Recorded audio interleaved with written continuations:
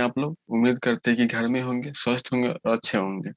तो हम लोग पीछे वाले क्लास में, यानी मेरा आप वीडियो रेगुलर तौर पर देख रहे हो तो आप जानते होंगे कि मैं पीछे वाले क्लास में यानी प्रकाश का अपवर्तन का जो चैप्टर होता है थ्योरी या फाउंडेशन बस पूरी तरह से समाप्त कर चुका था। तो जो कि मैं भारतीय वंश से पूरा फॉलो किया। ऐसा नहीं कि मैं अगर मैं भारतीय वंश से पढ़ा रहा हूँ तो एनसीईआरटी को छोड़ा या फिर अदर बुक को छोड़ा। मैं पूरे बातों को कवर करते हुए छोटे छोटे पॉइंट हो गए यानी एग्जाम के व्यू से और आपके नॉलेज के व्यू से। तो मैं पूरी बातों को ध्यान रखते हुए मैं पूरा कंप्लीट कोर्स कर रहा हूँ। ठीक, मतलब पूरी कंप्लीट हम इसे वीडियो अपलोड कर रहे हैं। तो हम लोग वो देख चुके थे। अगर आप मेरा वीडियो पीछे वाला नहीं देखे तो आप मेरे प्लेलिस्ट में जाके आप देख सकते हैं। तो फिर आप क्वेश्चन आंसर खुद बना सकते हैं। तो कुछ लोग से कुछ क्वेश्चन नहीं बना होगा या फिर कुछ लोग क्वेश्चन बनाए ही नहीं होंगे। तो अगर आप क्वेश्चन नहीं बनाए तो फिर पहले हम यही आपसे कोशिश करेंगे या फिर कहने का कि पहले आप क्वेश्चन जाके बना लीजिए, फिर आप इस वीडियो को देखिए। क्योंकि अगर आप खुद भी इतना मेहनत नहीं कर पाएगा थ्योरी पढ़ने के बाद, तो फिर अब सब कुछ हम पे ही आश्रित मत हो जाइए कि हाँ सर सब कुछ बताएंगे वही पढ़ेंगे, नहीं तो नहीं पढ़ेंगे। तो ऐसा सही नहीं होता है। तो आपके लिए भी सही होगा कि आप पहले क्वेश्चन आंसर बनाइए, और नहीं बनता है तो फिर आप देखिए। और हाँ, अब हम यहाँ पे क्वेश्चन आंसर बना रहे हैं अतुल अख्तरिया का। तो आप ध्यान दीजिएगा कि हम इमेज के साथ बता रहे हैं। तो आप इमेज ना हो तो भी चलेगा, लेकिन आंसर आप लिख लीजिए एक लाइन में। अब अतुल अख्तरिया तो एक लाइन में आंसर आपका काफी रहेगा। तो इमेज सब में बनाना जरूरी नहीं है। बात को ध्यान से सुनिएगा कि इमेज सब में बनाना जरूरी नहीं। देखिए हम सब में इमेज इंसर्ट किए हैं ना, तो सब में आप बनाने नहीं लगे, बहुत ज्यादा समय लग जाएगा। अगर आपके पास समय है तो आप बना सकते हैं, कोई डाउट नहीं। बस आप समझ लीजिए, आपको आसानी से समझ में आए, इसलिए हम इतना कोशिश किए हैं। तो चलिए हम लोग देखते हैं अतुल उत्तरीय प्रश्न। चैप्टर है मेरा प्रकाश का अपवर्तन, जो कि हम लोग भारतीय भवन का देख रहे हैं। और सब्जेक्ट कौन सा है? फिजिक्स यानी भौतिकी। क्लास किस वर्ग के लिए है? 10वां। ये सब आपको पता ही होगा। तो कुछ लोग नए होते हैं जो आते हैं चैनल पे, तो उनको थोड़ा कन्फ्यूजन रहता है, या फिर हो सकता है क्लास 10th के नहीं होंगे, किसी और क्लास के होंगे, तो इसलिए बोलना जरूरी हो जाता है। ठीक, तो देखिए पहला क्वेश्चन क्या कह रहा, कि जब प्रकाश एक माध्यम से दूसरे माध्यम में प्रवेश करती है तो दिशा में परिवर्तन होता है, इसको हम लोग क्या कहते हैं? तो ये भी कोई क्वेश्चन पूछने वाली बात है? अगर आपको इसका भी आंसर नहीं पता है तो फिर हम क्या कहें? कुछ नहीं। देखिए, पहला, जब प्रकाश एक माध्यम से दूसरे माध्यम में प्रवेश करता है या फिर करती है तब प्रकाश की दिशा में परिवर्तन क्या कहते हैं? प्रकाश का अपवर्तन कहते हैं। ये कितना सिंपल क्वेश्चन है। जैसे अब देखिए कि ये कोई ग्लास है, यानी ग्लास मतलब कांच। ठीक, तो प्रकाश यहाँ से आ रही है। अब ऐसे तो नहीं आ रही है मेरा तो, और ऐसे को तैसे हो जाता है। थोड़ा समय नहीं लेंगे बस। देखिए ऐसे प्रकाश आ रही है तो ये जाता कैसे? ये कुछ ऐसे ही जाता ना। लेकिन ये प्रकाश ऐसे ना, अगर कुछ ऐसे यहाँ पे मुड़ गई है तो इसी मुड़ने की क्रिया को हम लोग क्या बोलते हैं? अपवर्तन बोलते हैं। मुड़ने क्या क्या कहते हैं? अपवर्तन। यहाँ पर भी देखिए कि प्रकाश ऐसे आ रहे थे तो ये विलंब की ओर मुड़ गई है, तो क्या हो गया? अपवर्तन। ये विलंब से दूर भाग गई, क्या हो गया? अपवर्तन। तो एक माध्यम से दूसरे माध्यम जाती है तो प्रकाश का जो विचलन होता है या फिर परिवर्तन होता है, उसको हम लोग बोलते हैं प्रकाश का अपवर्तन। आपको याद ही हो गया होगा। और एक बार आप देख ले, याद ना हो ऐसा हो ही नहीं सकता। दूसरा, चलिए हम बोर्ड साफ कर लेते हैं। बोर्ड साफ हो गया। चलिए दूसरा क्या कह रहा है?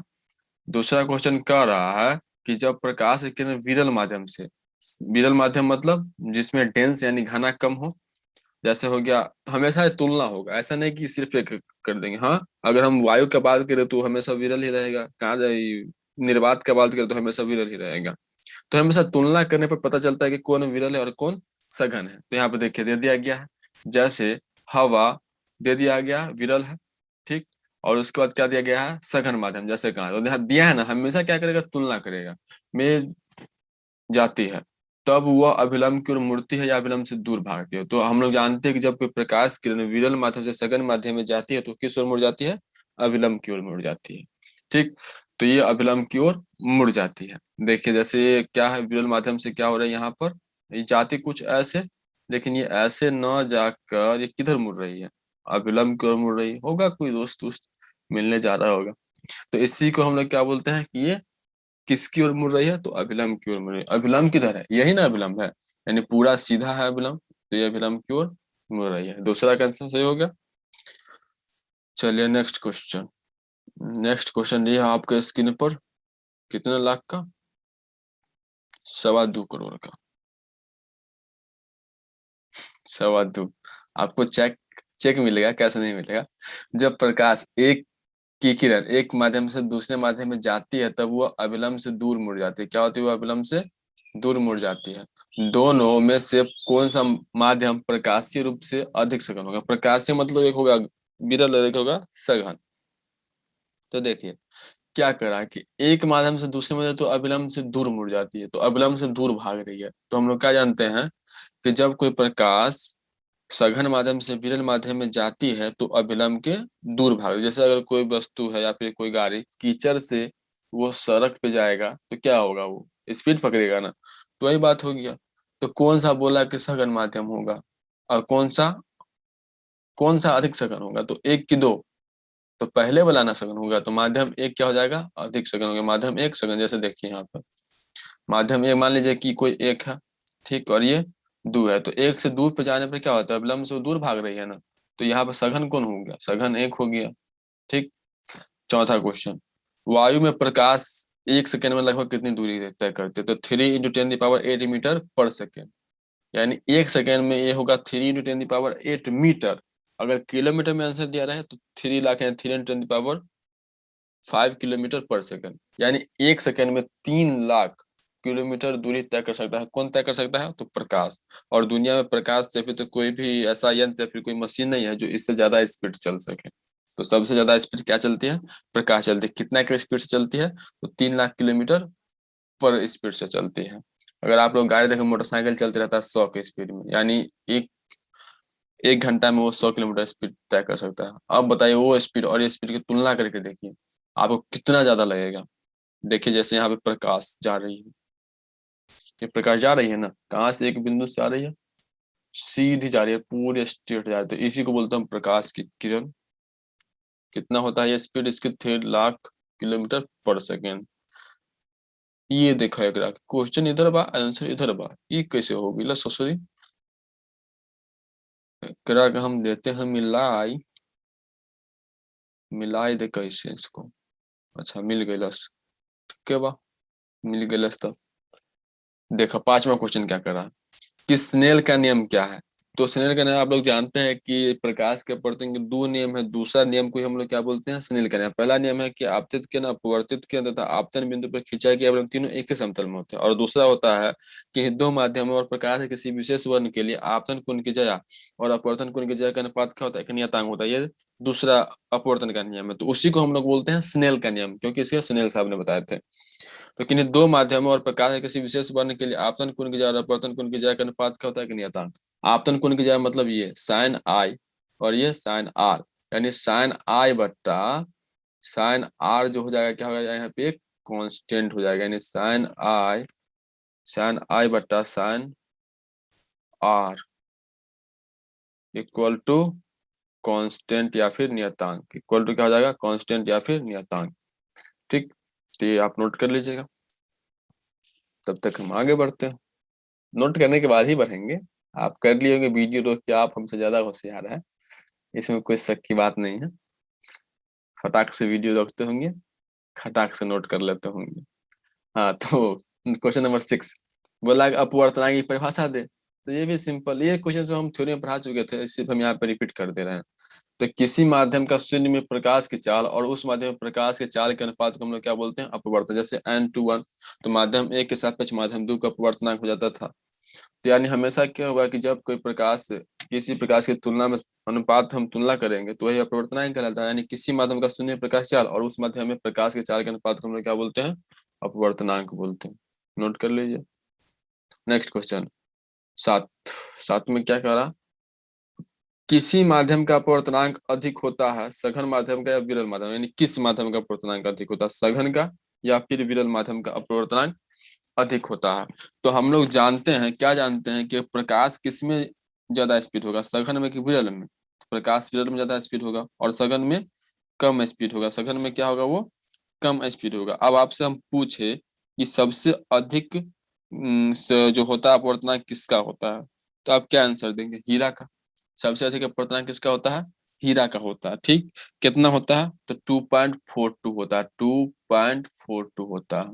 अपवर्तनांक मतलब क्या समझते हैं? अपवर्तनांक का मतलब कि प्रकाश को जाने वाले किरण को उतना गुना कम कर देता है, यानी 2.42 गुना क्या कर देता है, कम कर देता है, यानी वो अपने प्रकाश की चाल को इतने धीमा कर देता है। और वही हम कांच का बात करें तो कांच में प्रकाश की चाल कितना होती है, जल्दी बताइए। लगभग 1.48 से 1.6 के बीच में होता है, यही ना, तो मान लीजिए 1.4। तो बोलिए अपवर्तनांक किसका अधिक है, हीरा का ना। अपवर्तनांक अधिक है तो कौन सा घन माध्यम होगा, हीरा या फिर कांच। तो बिल्कुल सही आंसर आपका कि सघन माध्यम हीरा हो जाएगा, क्योंकि प्रकाश की चाल को कम कर, जिसका अपवर्तनांक ज्यादा होगा उसमें वह सघन माध्यम है, उसमें प्रकाश चाल उतना ही स्लो हो जाएगा। क्लियर है, तो मेरा बोर्ड भी क्लियर है। आठवां, पानी का अपवर्तनांक 1.33, इस कथन का प्रकथन का क्या तात्पर्य है। तो निर्वात की तुलना में प्रकाश चाल पानी में 1.33 गुना क्या होगी, कम होगी। हमेशा हम तुलना करते हैं, यानी प्रकाश में कितना तो कांच में कितना होगा। ठीक, अगला है 9 क्वेश्चन, पार्श्विक विस्थापन से आप क्या समझते हैं। तो उत्तर, निर्गत किरण और आपतित किरण के बीच के लंबा दूरी को हम लोग क्या बोलते हैं, पार्श्विक विस्थापन बोलते हैं। इसको एक इमेज के द्वारा समझ लेते हैं ताकि आपको आसानी से कॉन्सेप्ट क्लियर हो जाए। देखिए कितना मेहनत करते हैं हम आपके लिए, आप बस लाइक और शेयर सब्सक्राइब कर दीजिए। देखिए, निर्गत किरण और आपतित किरण के बीच के लंबा दूरी को क्या कहते हैं, पार्श्विक विस्थापन कहते हैं। देखिए कोई यहाँ पर सतह है, मान लीजिए विरल है, ठीक, और ये क्या है, सघन है। तो जब प्रकाश किरण विरल से मतलब विलंब की ओर मुड़ती है और फिर सघन से मतलब विलंब से दूर भागती है। तो यहाँ पर देखिए, यहाँ पे ये हो गया निर्गत किरण, ठीक। और यहाँ पर हम लोग की जो प्रकाश की आपतित किरण, प्रकाश की किरण आ रहे तो उसको हम आगे बढ़ा दिए, यानी पूरी स्ट्रेट बढ़ा दिए, ठीक। पूरे क्या किया, उसको स्ट्रेट यानी सीधा बढ़ा दिए। तो यहीं पर जो होगा ना, क्या होगा, तो ये जो इसके बीच की जो दूरी होगी ना, लंबवत दूरी, यानी इसके बीच की दूरी होगा, उसी को हम लोग क्या बोलते हैं, पार्श्विक विस्थापन बोलते हैं। इसी को हम लोग क्या बोलते हैं, पार्श्विक विस्थापन। ये हमेशा क्या होगा, बराबर हो गया, यानी ये समांतर रेखा होती है तो हर एक जगह क्या होने वाली है, बराबर होने वाली है। मान लीजिए 1.4 है तो हमेशा ही 1.4 ही रहेगा, ठीक। तो वही चीज लिखा है कि निर्गत किरण, ये हो गया निर्गत किरण, ठीक। निर्गत किरण और आपतित किरण के बीच, ये हो गया आपतित किरण के बीच के लंबा दूरी को हम लोग क्या बोलते हैं, पार्श्विक विस्थापन बोलते हैं। चलिए next next question. Next question number कितना है, 11। और वो क्या कर रहा है, ये तो अपना क्वेश्चन है, सिंपल। लेंस कितने प्रकार के होते हैं, सिंपल से आंसर, लेंस दो प्रकार के होते हैं। कौन कौन लेंस, उत्तल लेंस और अवतल लेंस, ठीक। इमेज आपको हम सिर्फ समझने के लिए बनाए हैं, आप उतना नहीं करिएगा। यहाँ पर भी हम इमेज दे दिए हैं। तो देखिए, उत्तल लेंस कुछ इस प्रकार से प्राप्त होता है, ठीक। और अवतल लेंस कुछ इस प्रकार से प्राप्त होता है। समझ में आ गया, क्योंकि दो गोलीय भागों से मिलकर बना होता है। तो उत्तल लेंस को इस प्रकार से काटते हैं और अवतल लेंस को इस प्रकार से काटते हैं। अगला है, लेंस के मुख्य अक्ष की परिभाषा दो। तो लेंस जिन गोलीय सतहों से मिलकर बने होते हैं, उनकी गोलीय सतहों की वक्रता केंद्र को मिलाने वाली रेखा को हम लोग क्या कहते हैं, मुख्य अक्ष कहते हैं। तो देखिए लेंस कितने गोलीय सतहों से मिला हुआ है, ध्यान से देखिए कि यहाँ पर, इसको पहले साफ कर देते हैं। देखिए यहाँ पर कितना गोलीय सतह है, दो गोलीय सतह है ना, एक गोलीय सतह ये हो गया, ठीक। और दूसरा गोलीय सतह कौन सा हो गया, ये हो गया, दूसरा गोलीय सतह ये हो गया, ठीक। तो इसमें कितना केंद्र है, एक केंद्र तो ये हो गया और एक केंद्र तो ये हो गया। तो यही केंद्र को जो सीधी रेखा मिला रही है ना, यानी ये जो सीधी रेखा मिला रही है, इसी को हम लोग क्या बोलते हैं, मुख्य अक्ष बोलते हैं। इसी को हम लोग क्या बोलते हैं, लेंस का मुख्य अक्ष बोलते हैं, ठीक। चलिए नोट कर लीजिए, आगे बढ़ते हैं।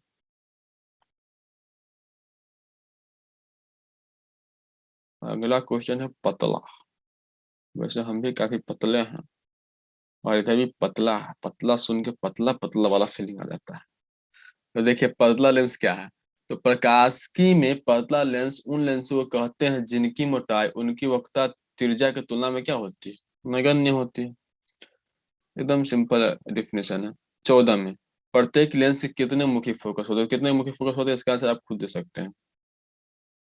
कितने होते हैं, दो होते हैं। प्रत्येक लेंस में कितने मुख्य फोकस होते हैं, दो फोकस। उत्तल लेंस f2 को मुख्य फोकस कहा जाता है, यानी हमेशा f2 को हम लोग क्या करेंगे, मुख्य फोकस। अवतल लेंस में f1 हो जाता है।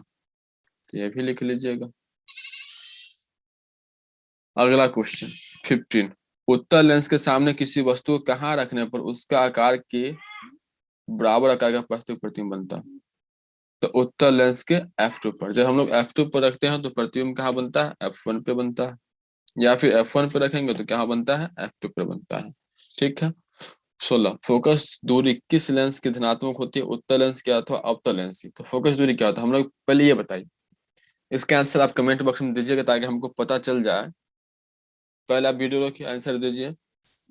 सॉरी, पहले सुन के आंसर दीजिए, वीडियो रोक नहीं, आंसर दीजिए कि प्रकाश, सॉरी, हम लोग जो दूरी मापते हैं वो लेंस में कहाँ से मापते हैं। इसका आंसर सही क्या, देखते हैं कौन कौन लोग कमेंट में इसका आंसर दे पाते हैं।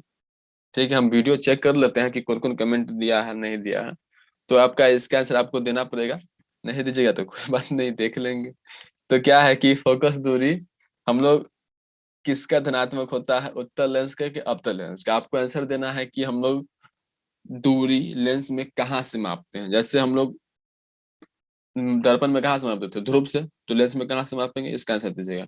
तो हम लोग जानते हैं कि उत्तल लेंस की फोकस दूरी क्या होती है, धनात्मक होती है, क्योंकि इसकी मुख्य फोकस किस तरफ है, इस तरफ है।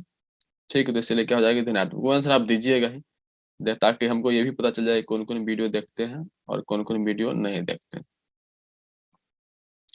चलिए क्वेश्चन नंबर 17। जिस माध्यम का अपवर्तनांक कम होता है उसमें प्रकाश चाल अधिक होता है कम होता है। तो अभी हम शुरू में देखे थे, बस बात वही है, क्वेश्चन को रिपीट कर देता है।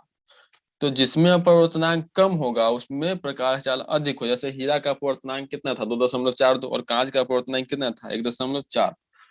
तो प्रकाश चाल किस में अधिक होगा, कांच में कि हीरा में, तो कांच में, क्योंकि कांच क्या है यहाँ पे, अपवर्तनांक उसका कम है। तो अपवर्तनांक कम होगा तो प्रकाश चाल अधिक होगा, और अपवर्तनांक अधिक होगा तो प्रकाश चाल कम होगा। ठीक। किस लेंस को अभिसारी लेंस कहते हैं, तो उत्तल लेंस को। किस लेंस को अभिसारी लेंस कहते हैं हम लोग, उत्तल लेंस। क्यों कहते हैं, जब उत्तल लेंस के मुख्य अक्ष के समानांतर कोई प्रकाश किरण जाती है ना, तो ये मुख्य फोकस होकर गुजरती है। सभी किरण कहाँ से गुजरती है, मुख्य फोकस। तो एक बिंदु पर आकर मिलती है, तो इसी कारण इसको हम लोग क्या बोलते हैं, अभिसारी। यानी एक बिंदु पर आके मिल रहे हैं, तो इसी कारण इसको हम लोग कौन सा लेंस बोलते हैं, अभिसारी लेंस बोलते हैं। ठीक है, इमेज बन नहीं बनाएगा तो भी चलेगा, आपसे आंसर लिख लीजिए, समझने के लिए हम दिए हैं। 19। यदि कोई वस्तु उत्तल लेंस से बहुत दूर हो तो वस्तु का प्रतिबिंब कहाँ बनेगा, तो मुख्य फोकस पे बनेगा। इसका हम क्लास में प्रैक्टिकल भी किए थे, अपलोड नहीं किए हैं यूट्यूब पर, लेकिन प्रैक्टिकल हम क्लास में किए थे।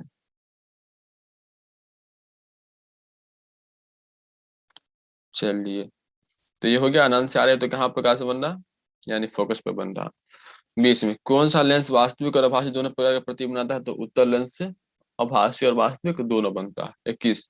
यदि किसी लेंस द्वारा प्राप्त प्रतिबिंब वस्तु की अपेक्षा हमेशा सीधा और वस्तु से छोटा हो तो वह कैसा लेंस है, तो अवतल लेंस से हमेशा किससे छोटा है, उसमें अवतल, दर्पण में था उत्तल और लेंस में हो गया अवतल, यानी अपोजिट हो जाता है। तो 21 क्वेश्चन हो गया। अब क्वेश्चन है 22। ये क्या कर रहे हैं कि उत्तल लेंस द्वारा किसी वस्तु का आवर्धित एवं आभासी प्रतिबिंब कब बनता है। आवर्धित मतलब बड़ा, ठीक। और उत्तल लेंस किसी वस्तु आवर्धित, आभासी, आभासी मतलब जैसे पर्दे पर प्राप्त नहीं किया, यानी दर्पण के या फिर लेंस के पीछे बनता हो। तो जब वस्तु उत्तल लेंस के F1 और O के बीच हो, जैसे देखिए यहाँ पर O मतलब प्रकाश किरण यहाँ और F1 के बीच में स्थित रहता है, तो हम लोग दो किनारे गुजारते हैं। एक तो मुख्य अक्ष के समांतर, जब हम लोग मुख्य अक्ष के समांतर गुजारेंगे तो कहाँ से गुजरेगी, फोकस से गुजरेगी। और दूसरा प्रकाश केंद्र, तो सीधे निकल जाती है। तो जब हम इसको आगे देखें तो आगे तो ये नहीं मिल रही है, तो इसको जब हम पीछे करके देखे तो पता चला कि ये किसी पीछे वाले बिंदु पर जाके मिल रही है। तो मतलब जहाँ पे बिंदु मिलती है उसी को हम लोग क्या बोलते हैं, प्रतिबिंब बोलते हैं। यानी किसी बिंदु स्रोत से आती प्रकाश की किरणें लेंस से अपवर्तन के बाद जिस बिंदु पर मिलती या मिलती हुई प्रतीत होती है उससे हम लोग क्या बोलते हैं, प्रतिबिंब बोलते हैं, लेंस का प्रतिबिंब बोलते हैं। तो यहाँ पे ये प्रतिबिंब देखो कितना बड़ा बन रहा है, ठीक। और कहाँ बन रहा है, पीछे बन रहा है और आभासी बन रहा है। तो ये हो गया जब हम लोग वस्तु के F1 और O के बीच में रखते हैं। Question number 23।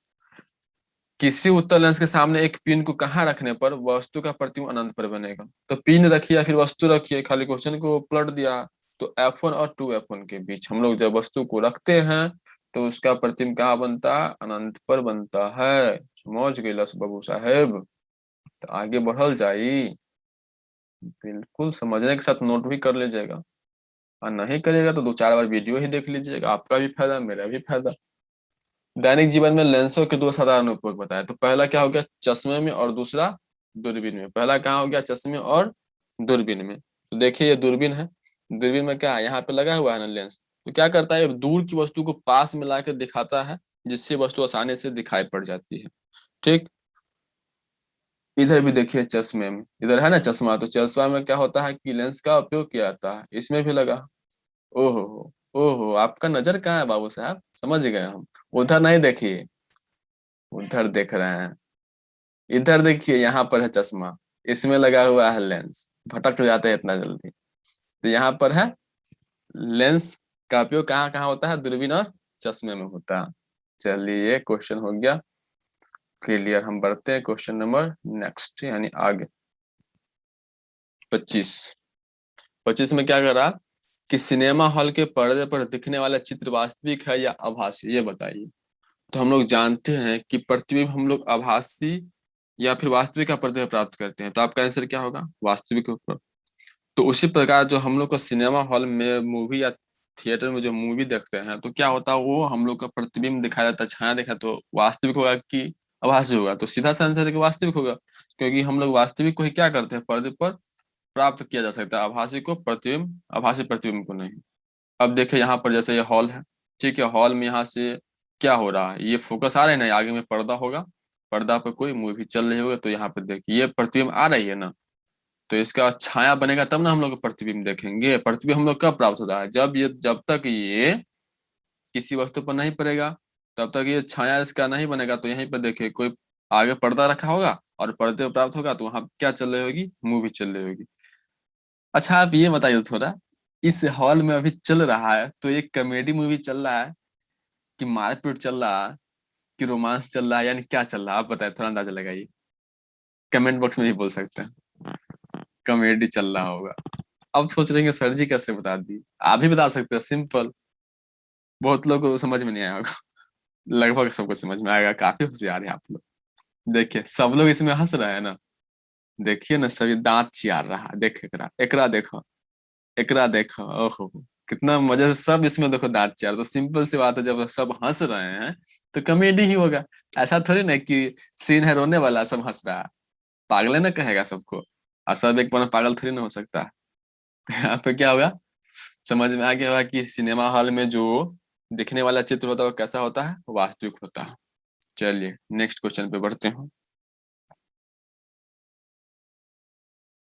नेक्स्ट क्वेश्चन तो आ जा, ये आ गया आपकी स्क्रीन पर, क्वेश्चन नंबर 26।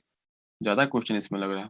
किसी उत्तल लेंस द्वारा वस्तु एवं आभासी आवर्त प्रतिबिंब बनाने हेतु वस्तु को कहाँ होना चाहिए, तो उत्तल लेंस के प्रकाश केंद्र और फोकस के बीच में होना चाहिए, अभी हम कुछ देर पहले देखे हैं, कुछ देर पहले यही क्वेश्चन तो हम देखे हैं, तो इसका आंसर ये हो गया।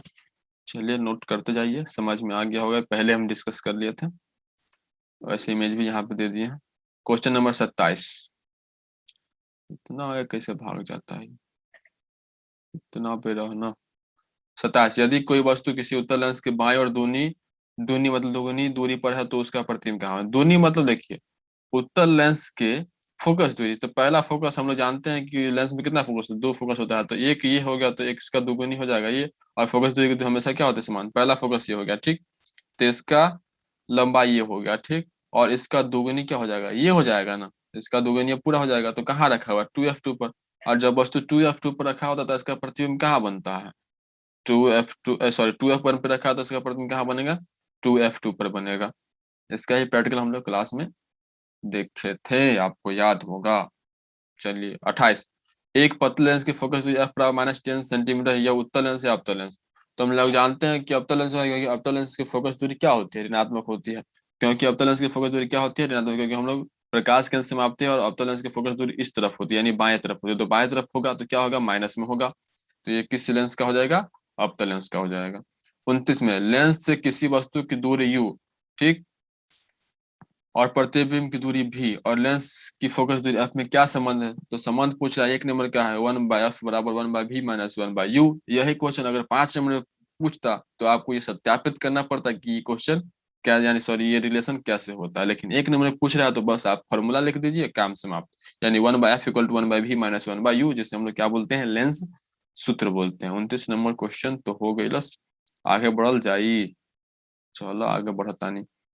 30, 30 में क्या कह रहा है, किसी लेंस से किसी वस्तु दूरी u और वह प्रतिबिंब की दूरी भी और लेंस से प्राप्त आवर्धन m में क्या समझते हो, m बराबर क्या होता है, प्लस v बाई u, और दर्पण में था m बराबर माइनस v बाई u। सिर्फ इसमें प्लस हो गया, उसमें माइनस था, तो m बराबर क्या होता है? आवर्धन क्या करता है कि यह ये बताता है कि वस्तु का जो प्रतिबिंब बन रहा है कितना गुना बड़ा बन रहा है या फिर कितना गुना छोटा बन रहा है, वही मेरा आवर्धन कहलाता है। तो प्रतिबिंब की ऊंचाई बट्टा वस्तु की ऊंचाई, या उल्टा बोलते हैं, वस्तु की ऊंचाई बटा प्रतिबिंब। देखिए, एक चीज, किसी लेंस की फोकस दूरी उसकी क्षमता में क्या संबंध होता है? तो उसका क्या होता है? वो व्युत्क्रम होता है, यानी फोकस दूरी बढ़ेगा तो ये घटेगा कि बढ़ेगा? घटेगा। ये बढ़ेगा तो ये घटेगा, ठीक। और ये बढ़ेगा तो ये घटेगा, ठीक। और ये घटेगा तो ये बढ़ेगा। तो किसी लेंस की क्षमता उसकी फोकस दूरी के व्युत्क्रम से मापी, व्युत्क्रम मतलब उल्टा से मापी जाती है। 32, लेंस की क्षमता का समात्रक क्या होता है? प्रति मीटर होता है। प्रति मीटर यानी 1/m प्रति मीटर। जैसे हम लोग क्या बोलते हैं, डायरेक्ट, क्योंकि यहाँ से देखिए ना कि 1/f, तो f का क्या होता है? मीटर। तो मीटर को हम लोग ऊपर ले जाएंगे तो क्या हो जाएगा? प्रति मीटर। 3 में, किसी व्यक्ति के चश्मे में लगे लेंस की क्षमता +155 डी है, लेंस उत्तल है या अवतल? अब इसका आंसर हम बना ही देते हैं, डोंट वरी। पहले इसको हम लोग जगह बना लेते हैं, जगह बन जा, ठीक। जगह बन गई। थोड़ा आप यहाँ पे ध्यान से देखिए, P बराबर क्या होता है? 1/f होता है। क्या दिया हुआ है? लेंस की क्षमता दिया हुआ है। लेंस की क्या दिया हुआ है? क्षमता। तो F बराबर क्या हो जाएगा? F बराबर क्या हो जाएगा? 1/p हो जाएगा ना, ठीक। तो यहाँ से अगर हम लोग बोले, क्या बोले कि P बराबर हमको रखना है, कितना रखना है? न्यूमेरिकल आप बना लीजिएगा। P बराबर कितना रखना है? 1.5 रखना है, ठीक। तो 1.5 रखना है, तो 1 अपन क्या हो जाएगा? 1.5, दशमलव हटाएंगे मेरा, 1 मिनट 1 मिनट, क्या करें, थोड़ा सही से चलता नहीं है। 1.5, ठीक। दशमलव हटाएंगे तो क्या होगा कि ऊपर में 10 चल जाएगा, तो कितना हो गया? 5 दूनी 10, ठीक। और 5 या 15, यानी 1.5 ऊपर में आ जाएगा, ठीक। तो यहाँ पर जो होगा कि प्लस में आ रहा है ना, तो प्लस में आ रहा है, तो ये क्या होगा? कौन सा लेंस होगा? जल्दी बोलिए। उत्तल लेंस होगा। क्या होगा यहाँ पे? उत्तल लेंस होगा। प्लस में आ रहा हो तो क्या हो जाएगा? यहाँ पे उत्तल में हो जाएगा। सिंपल सी बात है, ये प्लस में दिया हुआ तो उत्तल लेंस होगा। 34 में, किसी उत्तल लेंस का आधा भाग काले कागज से ढक जाए तो क्या लेंस वस्तु को पूरा प्रतिबिंब बना सकता है? तो सिंपल सी बात है, हाँ, क्योंकि छोटे से खाली स्थान से प्रकाश क्या होती है? गुजर सकती है। तो इसका आंसर हो जाएगा हाँ। चलिए नेक्स्ट क्वेश्चन। 35, लेंस प्रतिबिंब कैसे बनाता है? तो हम लोग जानते हैं कि लेंस प्रतिबिंब कैसे बनाता है, जब प्रकाश का अपवर्तन होता है। जब तक लेंस से प्रकाश का अपवर्तन नहीं होगा तब तक वो प्रतिबिंब बनेगा? नहीं बनेगा। जब तक बिंदु से नहीं मिलेगा तब तक प्रतिबिंब नहीं बनेगा। क्वेश्चन नंबर 36, किसी लेंस की क्षमता एक डायप्टर, इसे परिभाषित करें। तो एक डायप्टर उस लेंस की क्षमता है जिसकी फोकस दूरी 1 मीटर है, या फिर एक डायप्टर बराबर 1 मीटर। 2 मीटर फोकस दूरी वाले एक अवतल लेंस की क्षमता कितनी होगी? 0.5 होगा, क्योंकि P बराबर क्या होता है? 1/f, f का मानक दीजिए। 2 मीटर है तो मीटर को सेंटीमीटर में बदल दीजिए, ये आंसर यहाँ पे आपको आ जाएगा। और तीसरी, 2 मीटर क्या बोल रहा? फोकस दूरी वाले एक अवतल लेंस की क्षमता क्या होगी? तो P बराबर क्या होता है? 1/f। P बराबर क्या होता है? 1/f होता है, ठीक। तो f का मानक दीजिए 5, तो 0.5 2 रखने पर काट दीजिएगा, तो 0.5 डायोप्टर हो जाएगा इसका आंसर। प्लस में होगा क्योंकि उत्तल लेंस है, तो आंसर किसका कितना हो जाएगा? 0.5 डायोप्टर हो जाएगा, ठीक। 39, एक लेंस की क्षमता +5D है, किस प्रकार का लेंस? तो प्लस में जब भी रहेगा तो किस प्रकार का लेंस होगा? उत्तल लेंस होगा, क्योंकि प्लस किसका होता है? फोकस दूरी उत्तल लेंस का होता है। तो ये किस प्रकार का लेंस हो गया? प्लस। अगर यहाँ पे माइनस रहता तो क्या होता? अवतल लेंस होता।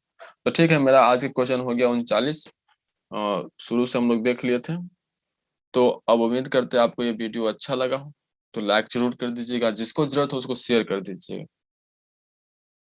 और वीडियो देखने के लिए थैंक यू। मिलते हैं अब अगले क्लास में, तब तक के लिए जय हिंद।